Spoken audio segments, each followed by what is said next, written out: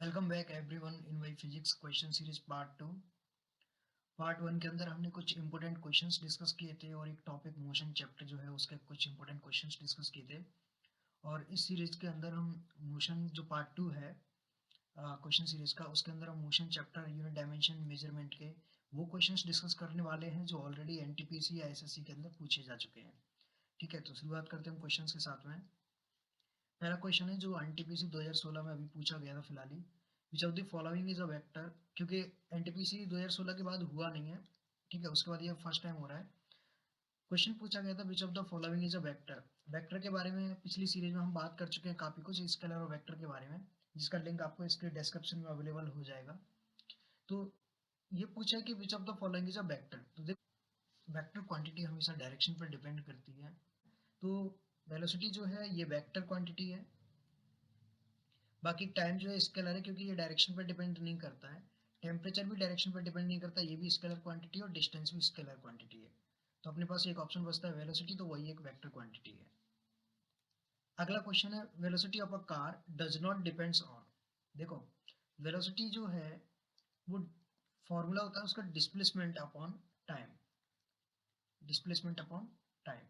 तो अगर हम बात करें कि जो वेलोसिटी है डायरेक्शन पर डिपेंड करती है, क्योंकि पहले ही बता चुके हैं वेलोसिटी जो है वो वेक्टर है, वेक्टर डायरेक्शन पर डिपेंड करता है, तो यह चेंज इन डायरेक्शन पर तो डिपेंड करेगी करेगी। दूसरी चीज change in speed. Change in speed भी हम वेलोसिटी को ही बोलते हैं, क्योंकि स्पीड जो होती है अगर वो डायरेक्शन पर डिपेंड करने लग जाती है तो वो वेलोसिटी बन जाती है। तो मतलब चेंज इन स्पीड भी वेलोसिटी है। अगर हम एक्सीलरेशन की बात करें तो एक्सीलरेशन का फॉर्मूला होता है change in velocity upon time. या फिर अपन बात करें कि हम वेलोसिटी में कितना चेंज आ रहा है उसी को एक्सीलरेशन बोलते हैं। ठीक है, तो ये चेंज इन एक्सीलरेशन भी जो है वेलोसिटी का एक पार्ट है। तो velocity of car does not depends on speedometer. Speedometer वो है सिर्फ स्पीड बताता है उसकी, उसको कोई मतलब नहीं है कि वेलोसिटी कितनी है, कम है या ज्यादा है। तो स्पीडोमीटर जो है वो खुद वेलोसिटी पर डिपेंड करता है कि वेलोसिटी कितनी है, उसके अकॉर्डिंग वो आउटपुट देता है, जबकि वेलोसिटी इस पर डिपेंड नहीं करती है। अगला क्वेश्चन है, ये भी एनटीपीसी में पूछा गया है, प्रेशर इज। ठीक है, तो देखो प्रेशर क्या होता है। अगर हम एक गैस जो फॉर्मूला होता है एक सिंपल अगर हम बात करें तो पीवी इक्वल टू एनआरटी होता है। ठीक है, जहाँ पे आर क्या है, गैस कांस्टेंट है। टी टेम्परेचर है तुम्हारा जो स्केलर है, ये डिपेंड नहीं करता तुम्हारा किसी भी डायरेक्शन पे। वी क्या है, वॉल्यूम है, वॉल्यूम भी किसी भी डायरेक्शन पे डिपेंड नहीं करता, ये स्केलर है। तो अगर देखा जाए तो सारी चीजें स्केलर हो गई, तो पी क्या है, प्रेशर, तो ये भी क्या हो जाएगा, स्केलर क्वांटिटी ही हो जाएगा। तो प्रेशर जो है वो एक स्केलर क्वांटिटी है। अगला है physical research laboratory was found by. ठीक है, ये अच्छा क्वेश्चन था। Physical research laboratory Vikram Sarabhai ने फाउंड की थी, और ये अहमदाबाद के अंदर एस्टेब्लिश है। ये अहमदाबाद के अंदर एस्टेब्लिश है, और इसको एस्टेब्लिश कराया था 1947 के अंदर। विक्रम साराभाई ने फिजिक्स रिसर्च लेबोरेटरी को 1947 के अंदर फाउंड किया था। और इसको हम क्रेडल ऑफ स्पेस साइंस भी बोलते हैं। क्रेडल ऑफ स्पेस साइंस इसके नाम से भी इसको जाना जाता है। अगर ये पूछा जाता है तो इसको भी याद कर लेना कि क्रेडल ऑफ स्पेस साइंस किसको बोलते हैं अपन, फिजिकल रिसर्च लेबोरेटरी को बोलते हैं, अहमदाबाद के अंदर एस्टेब्लिश है। पहले ये किसी कॉलेज के अंदर एक पार्ट था इसका, लेकिन अब इसको सेपरेट एस्टेब्लिश करा दिया है। अगला क्वेश्चन है, what among the following is false about the Richter scale. तो देखो रिक्टर स्केल के बारे में क्वेश्चन पूछा है कि इसमें से कौन कौन सी चीजें हैं जो गलत हैं। तो देखो गलत चीजें हमें फाइंड करनी है रिक्टर स्केल के बारे में जो जो है। तो देखो क्या क्या डिस्कशन करते हैं। पहला है it was developed by the Charles Richter and Gutenberg in 1935। तो ये जो फर्स्ट ऑप्शन है ये सही है। अब हो सकता है ऑप्शन से क्वेश्चन पूछा जा सकता है, तो ये चीज याद रखना कि इसको रिक्टर ने ही फाइंड किया था, चार्ल्स रिक्टर ने 1935 में। दूसरी चीज it is a logarithm table. तो लॉग स्केल पे ही काम करती है, इसके जो अपने आंसर्स होते हैं या किस बेस पर काम करती है तो वो लॉग स्केल पे काम करती है। तो ये भी सही है। अगला है it can be measured using a seismometer. तो ये भी सही है तुम्हारा, सेस्मोमीटर पे ही काम करता है।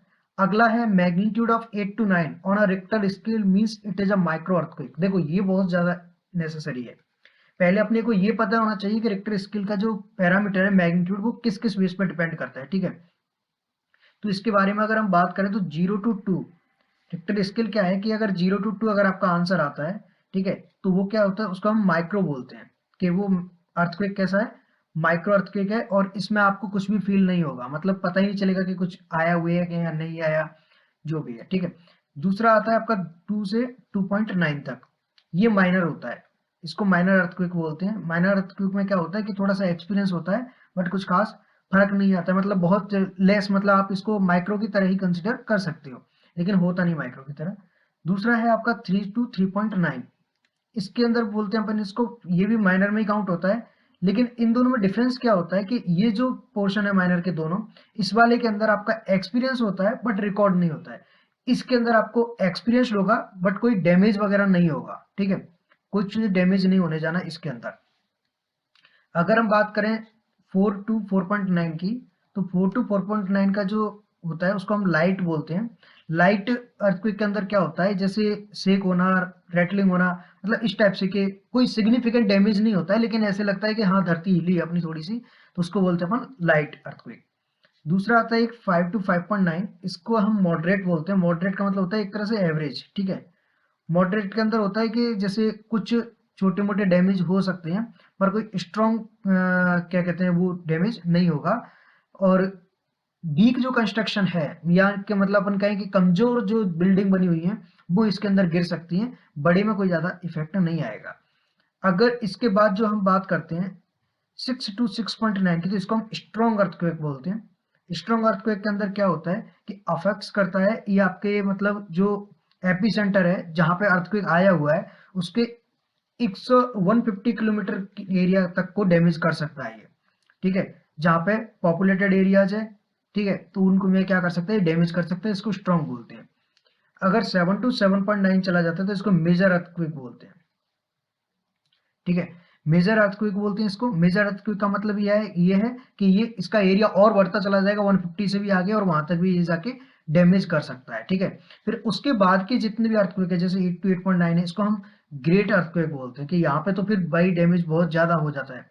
और 9 to 9.5 में यहाँ पे भी आपका ग्रेट ही अर्थक्वेक रहेगा, ठीक है। और अगर 10 को गलती से भी क्रॉस कर गया अर्थक्वेक, 10 प्लस अगर स्केल चला गया, तो ये भाई एपिक हो जाता है और ये कभी भी रिकॉर्ड नहीं हो पाएगा, मतलब ये फिर ये बहुत ज्यादा डैमेज कर जाएगा। यूजुअली क्या होता है कि रेक्टर स्केल जो है ना 8 to 9, ये अपन जनरल टर्म है इसलिए यूज करते हैं क्योंकि यही रहता है मैक्सिमम, इससे ज्यादा का अर्थ कोई कभी आता नहीं है। और ये भी बहुत रेयर केस में ऐसी सिचुएशन क्रिएट होती है।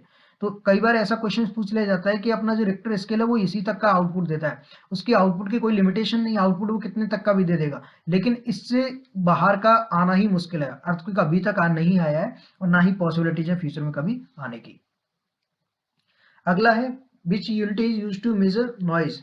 तो देखो नॉइज जो है वो हमेशा डेसिबल में यूज की जाती है, इसको डीबी लिखते हैं, ठीक है, डेसिबल में यूज की जाती है नॉइज।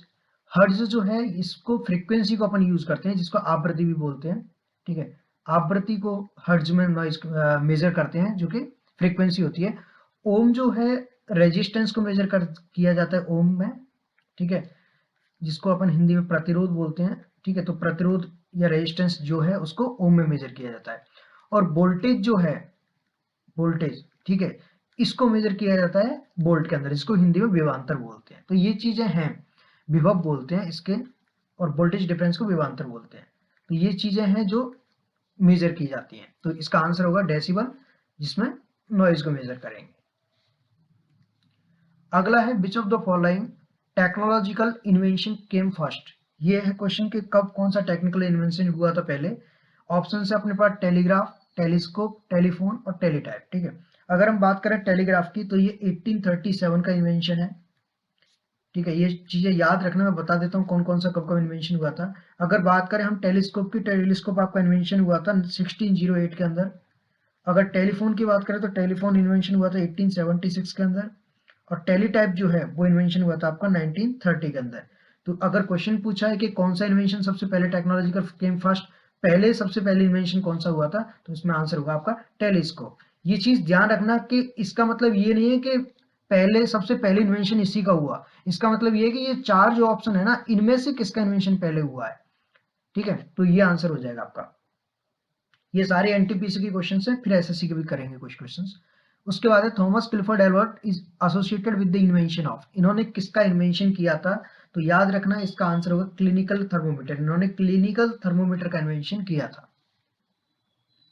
अगला है the SI unit of pressure is, देखो प्रेशर अभी बात की थी हमने, प्रेशर क्या है, पीवी इक्वल टू एनआरटी, ये गैस के केस में बात करते हैं। लेकिन अगर हम सॉलिड के केस में बात करें कि भाई सॉलिड में प्रेशर क्या होगा, तो प्रेशर का फॉर्मूला होता है जिसको दबाव बोलते हैं, प्रेशर होता है आपका फोर्स अपॉन एरिया।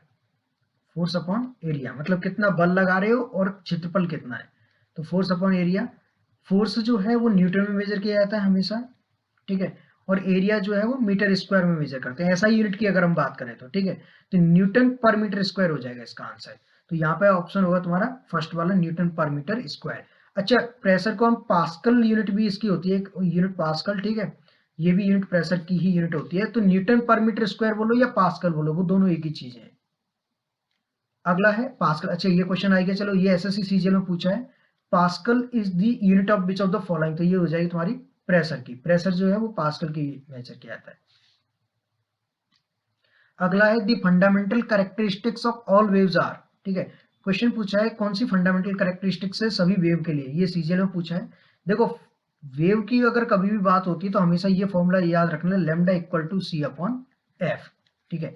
ये फॉर्मूला हमेशा याद रखना, जहां पे लैम्डा क्या है तुम्हारा, ये वेवलेंथ है, तरंग दैर्ध्य बोलते हैं जिसको। सी क्या है, स्पीड ऑफ लाइट है, स्पीड ऑफ लाइट है, ठीक है, या फिर स्पीड ऑफ लाइट या पर्टिकुलर मीडियम की हो जाएगी, जो भी होगा तुम्हारा वेव जो है स्पीड, और ये हो जाएगी तुम्हारी फ्रीक्वेंसी, ठीक है। ये वेव की भी स्पीड हो सकती है, अगर लाइट है तो लाइट वेव की स्पीड हो जाएगी, और साउंड वेव है तो साउंड वेव की स्पीड हो जाएगी। तो वेवलेंथ, स्पीड और फ्रीक्वेंसी तीन पैरामीटर हैं जो वेव के साथ एसोसिएट रहते हैं। तो वेवलेंथ, फ्रीक्वेंसी और वेलोसिटी या स्पीड, तो वो आपके ऑल ऑफ दी अबव हो जाएगा, मतलब ये सारे इसी के अंदर काउंट हो जाएंगे। अगला लास्ट क्वेश्चन है, of the following properties of a wave that one that is independent of the other, मतलब जो एक दूसरे पे निर्भर ही ना करे। हमने बताया था वेव के केस में क्या होता है, lambda equal to C upon F. तो वेवलेंथ, स्पीड या वेलोसिटी और फ्रीक्वेंसी, ये तीनों तो डिपेंडेंट है एक दूसरे के, मतलब फ्रीक्वेंसी, वेवलेंथ और वेलोसिटी तो बाहर हो गया, तो बचा कौन, एम्पलीट्यूड। तो एम्पलीट्यूड ही है जो इंडिपेंडेंट है एक दूसरे के, मतलब एम्पलीट्यूड ना तो वेवलेंथ के लिए काम में आएगा, ना स्पीड के लिए, ना ही फ्रीक्वेंसी के लिए। तो हमारा आंसर जो होगा वो एम्पलीट्यूड होगा, क्योंकि इसका इसके साथ कोई रिलेशन नहीं है। If you like my video please share and subscribe. Thank you.